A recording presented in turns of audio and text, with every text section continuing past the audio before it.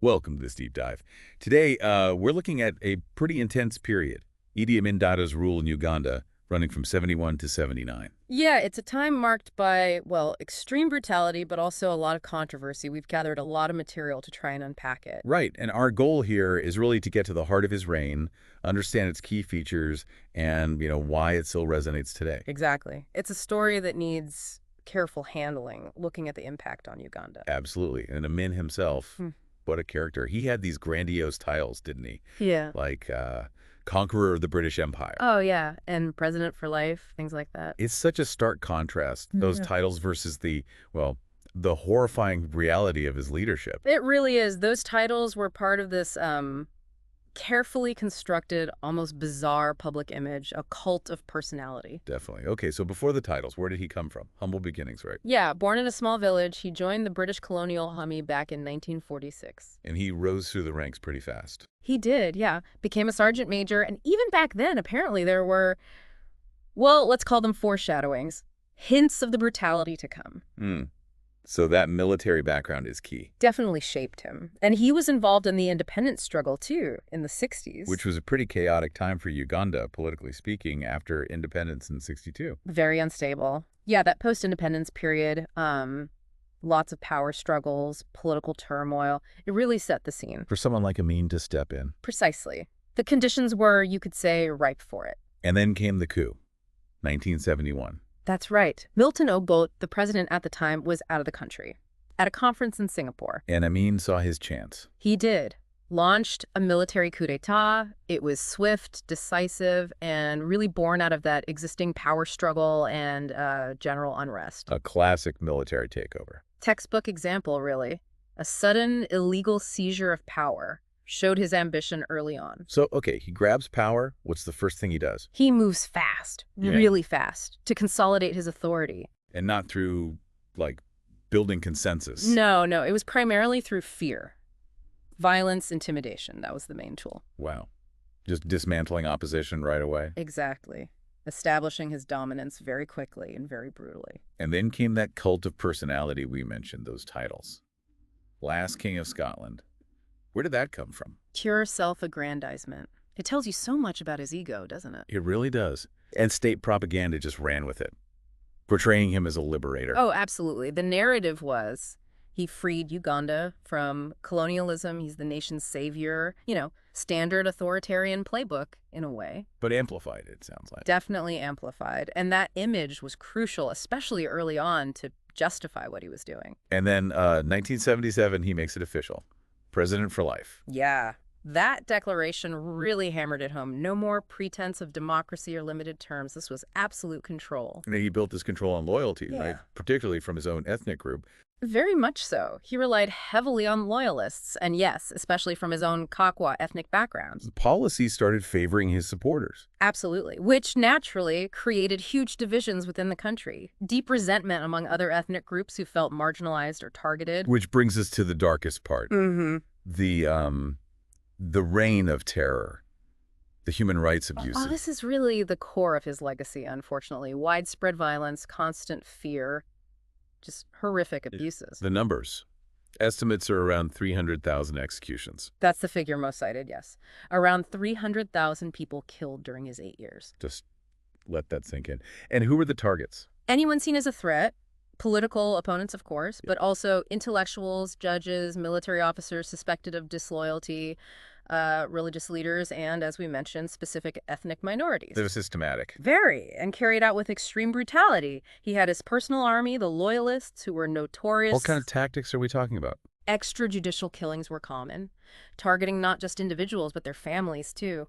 Widespread torture. Secret police forces operating with impunity. So the general population lived in constant fear. Constant fear. Arbitrary arrests, beatings, public executions. It created this pervasive atmosphere of terror. Nobody felt safe. That kind of fear, it doesn't just disappear when the regime falls, it lingers, erodes trust. I can only imagine. Then there was the expulsion of the Asians in 1972. That was huge. A massive event. Around 60,000 people, mainly of Indian and Pakistani origin, forced out, often with just the clothes on their backs. What was his justification for that? He accused them of economic exploitation, called them foreign masters. draining the country's wealth. It was framed as economic nationalism. Kind of a populist move, playing on resentment. Exactly. But the economic consequences were catastrophic. Because they controlled a lot of the economy. Huge parts of it, retail, trade, small industries, they were the entrepreneurial backbone in many ways. So kicking them out just tanked the economy. Pretty much overnight. You had severe shortages of basic goods, businesses collapsing left and right, inflation soaring, unemployment spiking, foreign investment dried up completely. Wow. A self-inflicted wound of incredible proportions. Absolutely. It shows the danger of policies driven by, prejudice and populism rather than any sound economic logic. The impact was devastating and lasted for decades. It wasn't just the expulsion, right? His other policies didn't exactly help the economy either. Not at all. Despite all the rhetoric about self-reliance, his rule saw a steep economic decline overall. How so? Beyond the expulsion. Well, there was rampant corruption.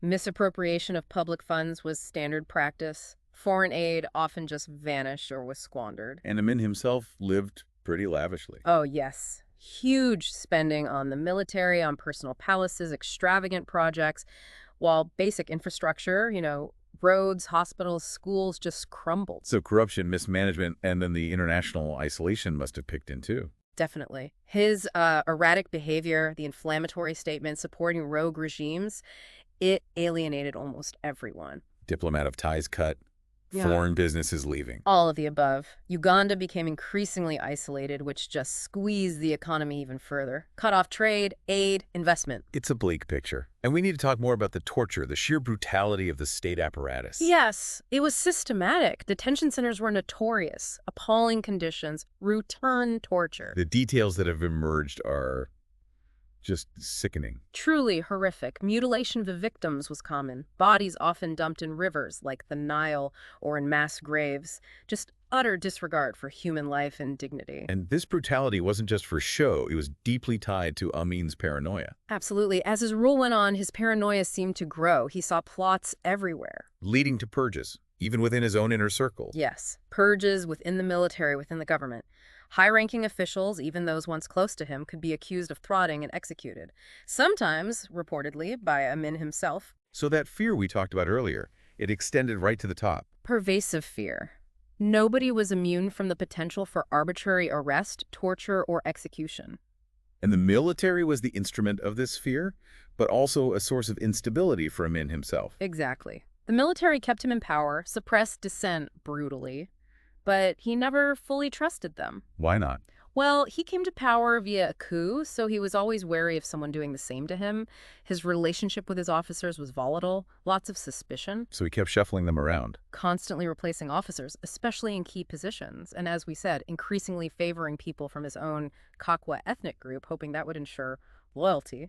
Which probably just destabilized things further. It did. Constant turnover, ethnic bias. Right. It didn't create a stable or professional military force. And layered on top of all this was Amin's own unpredictability. Utterly erratic. Sudden policy changes seemingly on a whim. Nationalizing industries one day, changing course the next, passing harsh laws against intellectuals, against religious groups. With little thought for the consequences. Apparently not. It created this climate of chaos. Impossible to plan, impossible to govern effectively, just constant instability driven by his whims. So by the late 1970s, what's the state of Uganda? It's essentially a failed state. Racked by internal conflict, the economy totally destroyed, isolated internationally. The regime was crumbling from within and facing pressure from outside. External pressure, like from Tanzania. Yes. Tensions with Tanzania escalated into open conflict. The Ugandan army, weakened by purges and mismanagement, suffered major defeats. And there was a rebellion forming.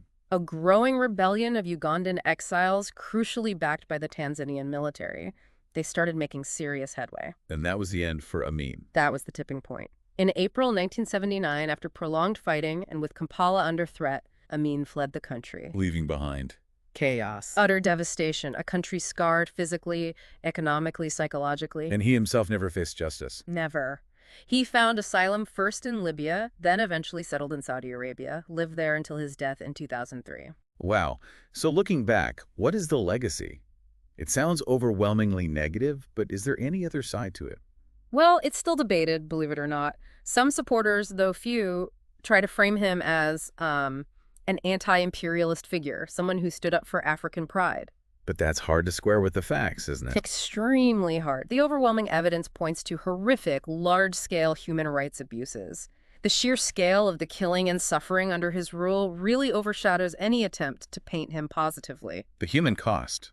Yeah. Hundreds of thousands dead, an Yeah. economy ruined. Exactly. The international community largely condemned him, though he did have some allies, like Gaddafi's Libya for a time. And Uganda's recovery? Long and incredibly difficult. The country struggled for decades with the consequences, the ethnic divisions he exacerbated, the economic collapse, the political instability. The scars run deep. So summing up this deep dive, Amin's rule is just a chilling case study, isn't it? It really is. A stark example of unchecked power, personal ego running rampant, and the absolutely devastating impact of brutal dictatorship. The human cost is almost unimaginable, and the damage to Uganda's development was profound and long-lasting. It really underscores how fragile democracy and human rights can be, and why holding leaders accountable is so vital. Absolutely. And it leaves you thinking, doesn't it, about the international response, or sometimes the lack of response, to regimes like his. What's our collective responsibility when tyranny takes hold? That's a crucial question. How does the world react, and does that reaction shape future events? It's something worth pondering. Definitely food for thought. And perhaps encourages listeners to look into survivor stories or the wider context of 1970s Africa. Well, thanks for joining us on this difficult but important deep dive.